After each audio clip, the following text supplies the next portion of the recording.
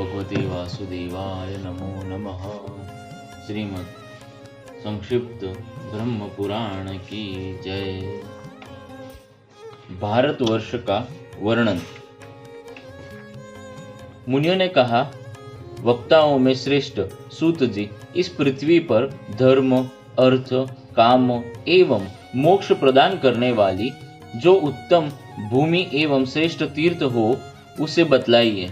लोमहर्षण जी बोले, ब्राह्मणों, पूर्व काल में महर्षियों ने मेरे गुरु व्यास जी से यही प्रश्न पूछा था।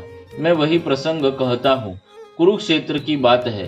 बुद्धिमानों में श्रेष्ठ व्यास जी, जो सब शास्त्रों के विद्वान, महाभारत के रचयिता, अध्यात्म निष्ठ, सर्वज्ञ, सब भूतों के हित में संलग्न, पुराण और आगमनों के वक्ता तथा वेद वेदांगों के पारंगत पंडित है, अपने परम पवित्र आश्रम में बैठे हुए थे। भांति भांति के पुष्प उस आश्रम की शोभा बढ़ा रहे थे।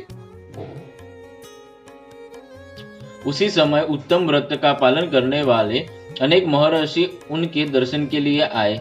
काश्यप, जमदग्नि, भारद्वाज, गौतम, वशिष्ठ, जैमिनी, धौम्य, मार्कंडेय, वाल्मीकि, विश्वामित्र, शतानंद, वात्स्य, गार्ग्य, आसुरी, सुमंतु, भार्गव, कण्व, मेघातिथि, मांडव्य, च्यवन, धूम्र, असित, देवल, मौद्गल्य, तृणयज्ञ, पिप्लाद, अकृतवृत्र, अकृतव्रण, संवर्त, कौशिक, रैम्य, मैत्री, हरित, शांडिल्य,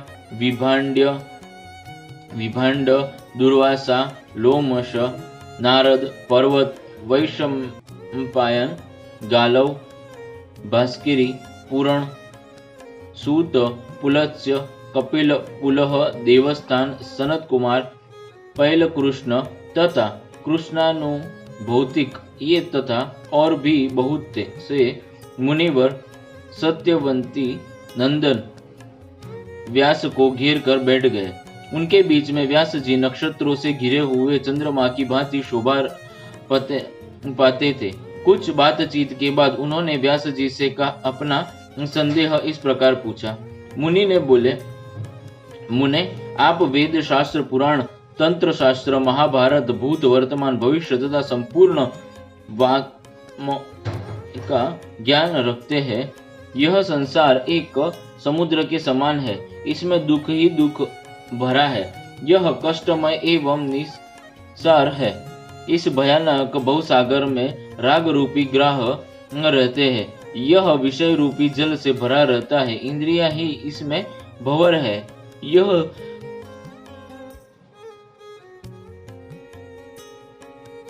क्षुधा, पिपासा आदि सैकड़ों उर्मियों से व्याप्त है। इसे मोह रूपी कीचड़ ने मलिन बना रखा है। लोभ की गहराई के कारण इसके पार जाना अत्यंत कठिन है। हम देखते हैं कि संपूर्ण जगत इसमें डूबकर कोई सहारा न पा सकने के कारण अचेत बहा जा रहा है।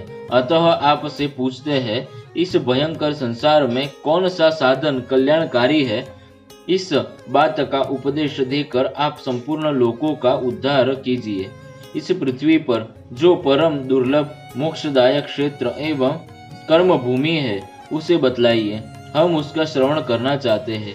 व्यास जी ने कहा, पूर्व काल में महर्षियों का ब्रह्मा जी के साथ जो संवाद हुआ था उसे आप सब लोग सुने। नाना रत्नों से विभूषित मेरुगिरी के विशाल शिखर पर भगवान ब्रह्मा जी विराजमान थे। देवता, दानव, गंधर्व, यक्ष, विद्याधर, नाग, मुनि तथा सिद्ध उनकी सेवा में उपस्थित थे। उस समय भृगु आदि महर्षियों ने पितामह को प्रणाम करके इस प्रकार प्रश्न किया, भगवान, इस पृथ्वी पर कर्म भूमि कौन है तथा दुर्लभ मोक्ष क्षेत्र कौन है? यह बताने की कृपा करें। ब्रह्मा जी बोले, मुनिवर सुनो, इस पृथ्वी भारतवर्ष को कर्म भूमि बतलाया गया है। वह परम प्राचीन वेदों से संबंध रखने वाला तथा भोग और मोक्ष प्रदान करने वाला उत्तम क्षेत्र है। वही किए हुए कर्मों के फल स्वरूप से स्वर्ग और नरक प्राप्त होता है। भारतवर्ष में पाप या पुण्य करके मनुष्य निश्चय ही उसके अशुभ अथवा शुभ फल का भागी होता है।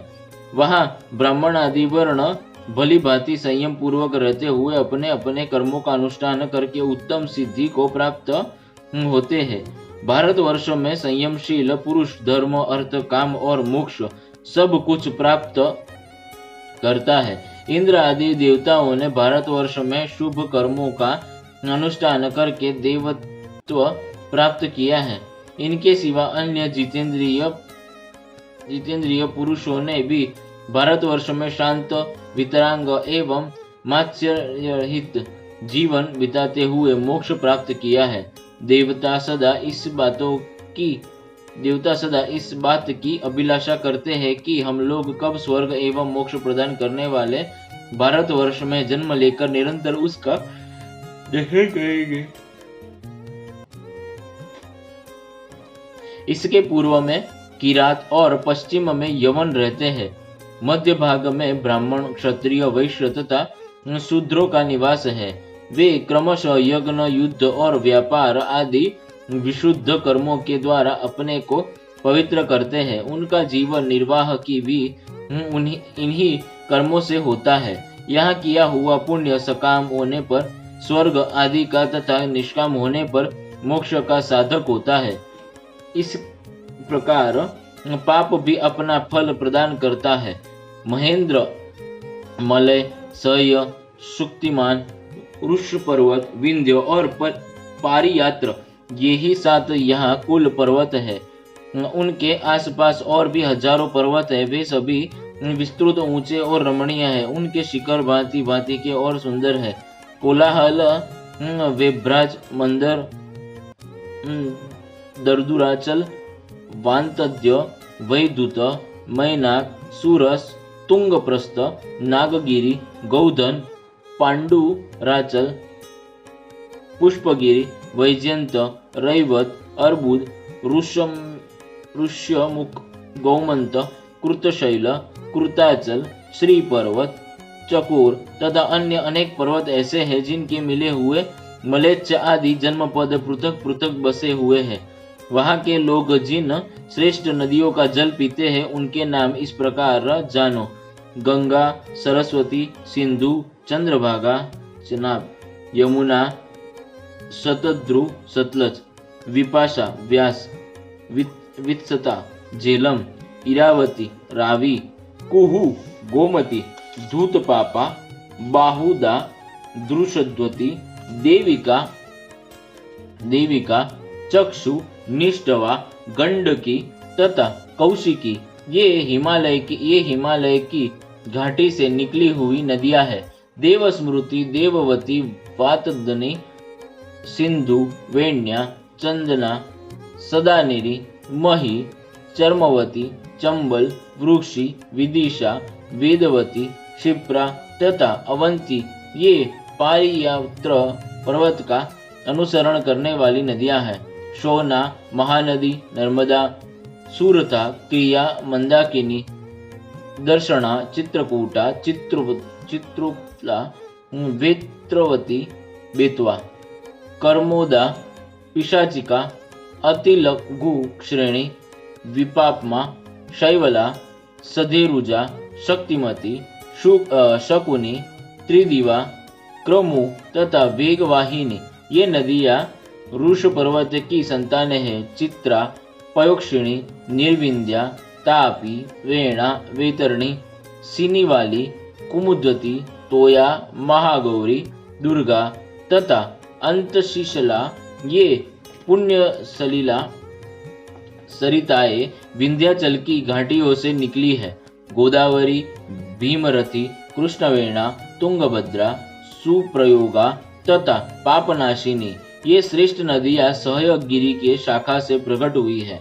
कृतमाला, ताम्रपर्णी, पुष्पवती, उत्पालवती ये शीतल जल वाली पवित्र नदियां मलयाचल से निकली है। पितृकुल्या, सोमकुल्या, ऋषिकुल्या, वाजुला, त्रिदिवा, लांगलिनी तथा वंशकरा इनका प्रागट्य महेंद्र पर्वत से हुआ है। सुविकाला, कुमारी, मनुगा, मंदगामिनी, शया और पलाशिनी ये शक्तिमान पर्वत से निकली है। समुद्र में मिलने वाली सभी नदियां पुण्य, सलीला, सरस्वती तथा गंगा के समान है। सभी इस विश्व की जननी एवं पापहारिणी मानी गई है। इनके अतिरिक्त भी सहस्त्रों छोटी छोटी नदियां बताई गई है, जिनमें से कुछ तो केवल वर्षा काल में बहती है और कुछ सदा ही जल से पूर्ण रहती है। मत्स्य, मुकुटकुल्य, कुंतल, काशी, कोसल, अंध्र, कलिंग, शमक तथा वृक ये प्रायः मध्य देश के जनपद बताए गए हैं। सह्य पर्वत के उत्तर का प्रदेश, जहाँ गोदावरी नदी बहती है, संपूर्ण भूमंडल में सर्वाधिक मनोरम है। वानप्रस्थ और संन्यास आश्रम के धर्मों का पालन करने से जो फल प्राप्त होता है, कुआं, बावली आदि खुदवाने, बगीचे लगाने, यज्ञ करने तथा अन्य शुभ कर्मों के अनुष्ठान से जो फल मिलता है, वह सब केवल भारतवर्ष में ही सुलभ है। ब्राह्मणों, भारतवर्ष के समस्त गुणों का वर्णन करने में कौन समर्थ हो सकता है? इस प्रकार मैंने भारतवर्ष का वर्णन किया है।